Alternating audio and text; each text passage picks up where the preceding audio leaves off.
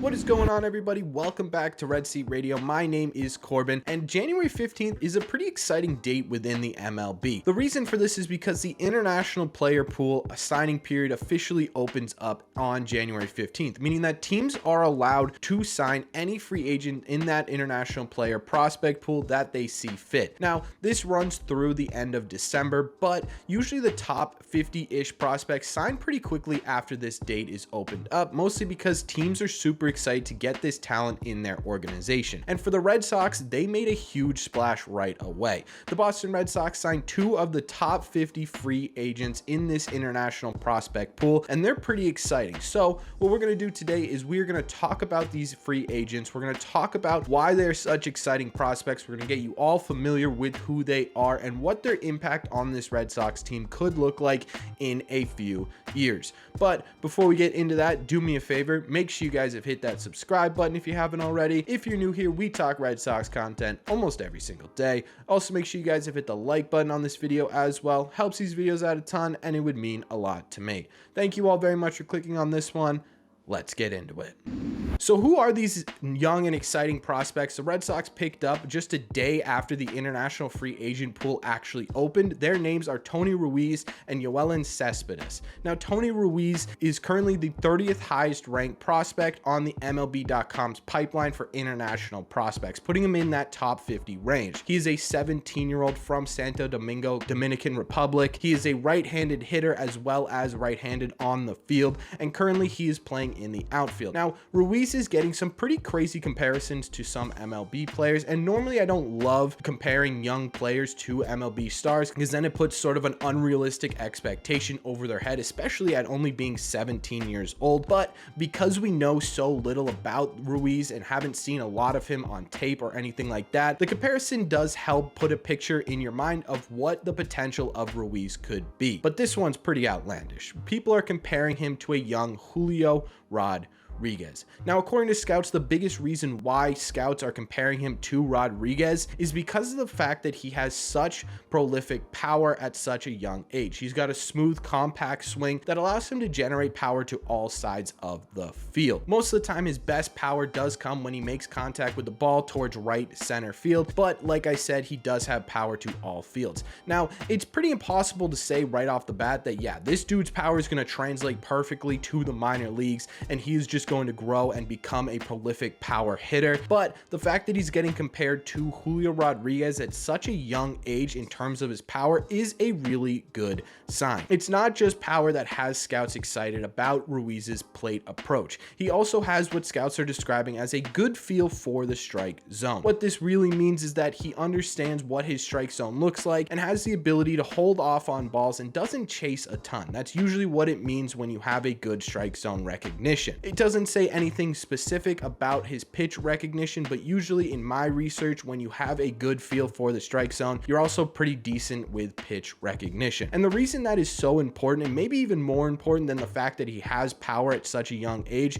is because you could be the most prolific power hitter in history, but if you don't understand the strike zone, you don't understand how to recognize pitches in and outside of the strike zone, you're going to be essentially useless as you make your way up through and face more advanced pitching. So the fact that this kid at 17 years old, Ruiz, has the ability to understand a strike zone is a huge step forward, and it puts him above and beyond other prospects within his age group. Now, on the field, he's not exactly anything special. He's not going to win any gold gloves according to scouts, but he does have a strong arm and not a ton of speed, so scouts predict that he's going to be best fit for a corner outfield position. Whether that's left or right is still kind of unknown, but either way, he has very average defensive skills. But again, he's only 17 years old, so those skills could develop. The one thing I like to focus on is the arm strength. The fact that he has good arm strength at such a young age, again, is a very good sign. Now, it's really hard to find statistics on latest performances for a guy who's 17 years old, not playing professional baseball, so I couldn't find anything on that. Overall, though, Ruiz's scouting grade is really good, again, for a 17-year-old. He's rated overall 50. You could see he excels in that power category. And again,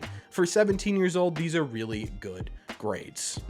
The second prospect on this list may be more exciting than Ruiz, and that's Cespedes. Now, Cespedes is the 25th highest ranked prospect on that same international player listing that MLB Pipeline has. He is also 17 years old and also from the Dominican Republic, but he is from San Cristobal, Dominican Republic. He is a right-handed hitter who is listed as infield for his position, and the reason it's not specified what true position he has been playing is because he's been playing them all. Apparently, he has been playing almost every single infield position, so they couldn't lock down one position that he was playing regularly. This is a guy that a lot of scouts are excited about. One of the reasons is because of his swing. It's short and compact, and it generates a ton of bat speed. He also has a ton of raw power to go along with that, and has the ability to hit the ball hard and hit the ball far to all sides of the field. Now, there wasn't any comparisons to current major league players listed on Cespedes' scouting report, but MLB.com did compare him to Howie Kendrick. Something that may be more exciting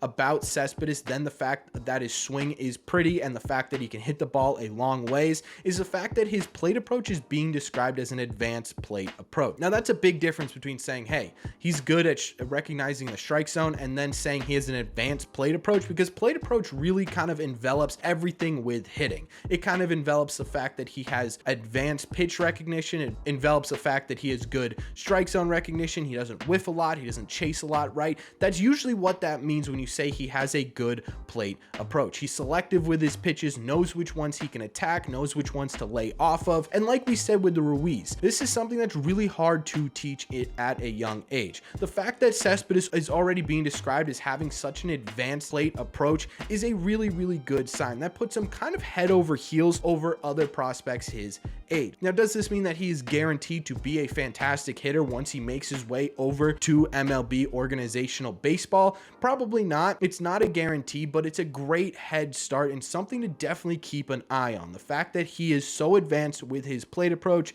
is going to give him a real advantage over other players. As for his fielding, like I said when we introduced him here, he is listed as infield because he plays all over the place. He's got a good arm, pretty standard fielding, and most scouts seem to think that he will be best fit for third base or second base in the future. But again, like Ruiz, it's not something to write home about just yet, but it is something to keep an eye on as he develops through the MLB system. And those couple of things are fantastic. His plate approach is great. His swing and power is fantastic. He's a pretty decent fielder, but scouts are really raving about something else. Scouts are really raving about the fact that they already think that he is a high baseball IQ and know that he has a great work ethic. And to be honest with you, those are the things I'm most excited about too. To be at such a young age and have that sort of drive and determination to make yourself better every single day is something you simply can't teach. You could teach a player swing mechanics, you could teach a player pitch recognition, you could teach a player that, but you can't teach a player how to work hard. You can't teach a player to want to work hard.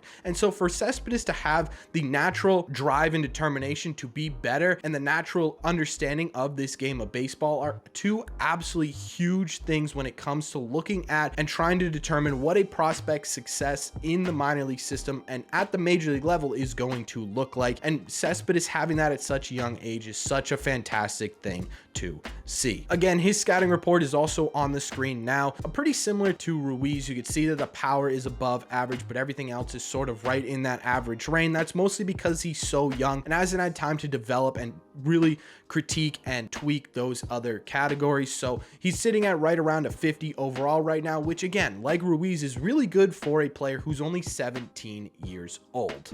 So unfortunately, I don't know exactly what these guys were signed to by the Red Sox to get them in the Red Sox organization. I do have a rough estimate though, and the rough estimates were about $1.3 million for Ruiz and about $1.2 million for Cespedes. Now again, those could change. I would guess both of them are going to be in the $1 million to $1.5 million range. Unfortunately, I wish I had them here. If I do find out the exact value of the contract before this video comes out, I'll be sure to let you guys know. But for right now, those exact values are unknown. At the end of the day, we don't don't really know what the future has in store for these prospects. They could pan out, they could not pan out, and it's probably going to be a long time until we figure out what they actually might look like. But there are a lot of great signs within both of these guys, especially at the plate, and there's a lot of things to be excited about with this signing. I personally am excited to watch these guys grow and develop in this Red Sox system. I'm curious as to how they fit in with this Red Sox system,